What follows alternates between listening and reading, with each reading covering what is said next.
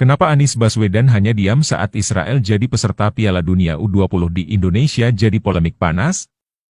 Ada beberapa faktor yang menyebabkan Anies diam saja dalam polemik kehadiran Israel di Piala Dunia U20. Pertama, karena Anies adalah calon pemimpin hasil binaan Yahudi.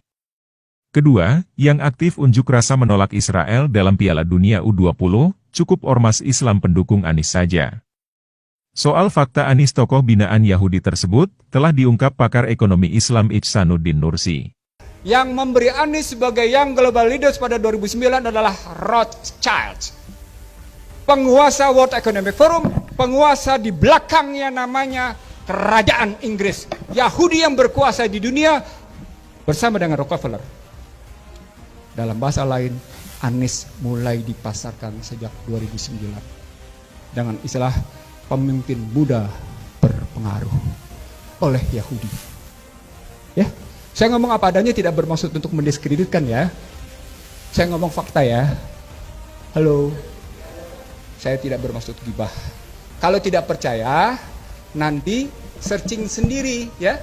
World Economic Forum yang Global Leaders 2009. Pernyataan Ihsanuddin Nursi itu tidak salah. Sebab, nama Anies Rashid Baswedan tercantum dalam daftar yang Global Leaders yang didirikan oleh Klaus Schwab. Profesor Klaus Schwab sendiri adalah keturunan Louis Rothschild, yakni bankir Yahudi Jerman yang mendirikan berbagai bank dan institusi keuangan. Rothschild juga dikenal tokoh penting di balik gerakan Zionis internasional.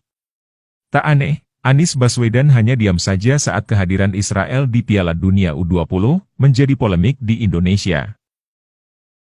Pertanyaannya, betul nggak Amerika anti-Islamophobia? Kenapa enggak? Apa indikatornya? Apa kerjaannya? Kenapa Anda mengunyah anti-Islamophobia? Hello! Nih, saya bisa membuktikan bahwa PKS ikutnya namanya merusak.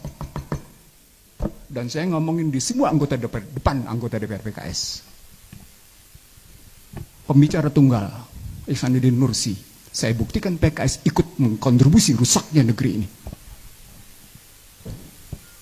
Subhanallah, astagfirullah. Saya bisa buktikan sama Anda. Saya buktikan ya, supaya tidak gibah ya.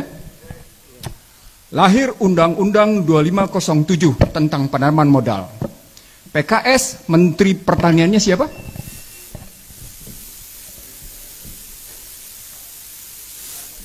Bukan. Anton Apriantono.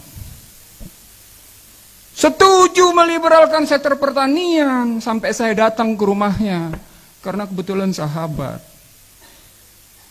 Undang-undang migas, siapa yang setuju? Anton siapa? Iwan Prayitno yang jadi gubernur Sumatera Barat.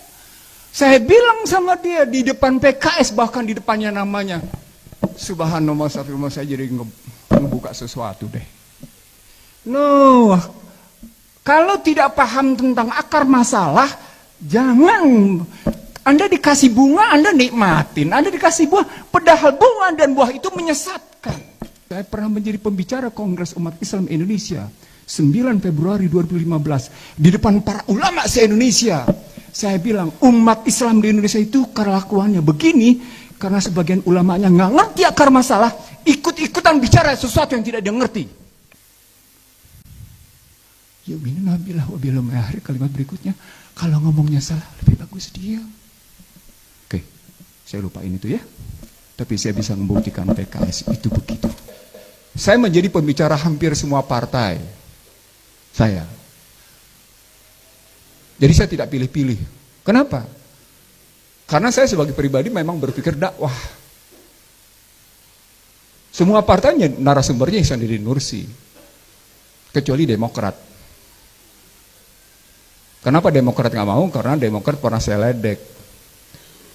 Nasionalis bersih, nasionalis bersih dan religius. Nasionalisnya di mana bisa saya buktikan pemimpinannya begitu? Bersihnya gimana? Koruptornya dia semua. Kan gitu.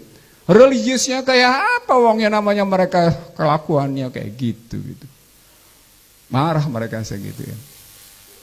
Sejak SETA itu kan tidak pernah lagi terdengar Demokrat, nasionalis, religius dan bersih, nggak pernah lagi. Takut dia. Itu kita ngambil jarak aja. Gak usah kita musuhin, biarin aja dia begitu. Tapi tetap watawasau bil haq, watawasau bil sabr harus kita sampaikan. Sama seperti saya datang ke Anton, sama seperti saya datang ketemu teman-teman PKS lain.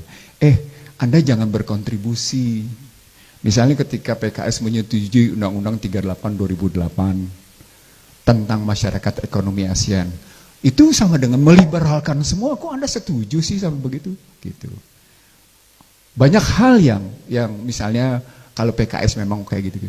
Kenapa PKS punya sikap Undang-Undang Dasar 45 nggak mau kayak gitu? Karena PKS belum belajar utuh bahwa di balik Undang-Undang Dasar 45 yang diamandemen terutama di pasal 33 ayat 4 nginjek Indonesia habis-habisan secara ekonomi.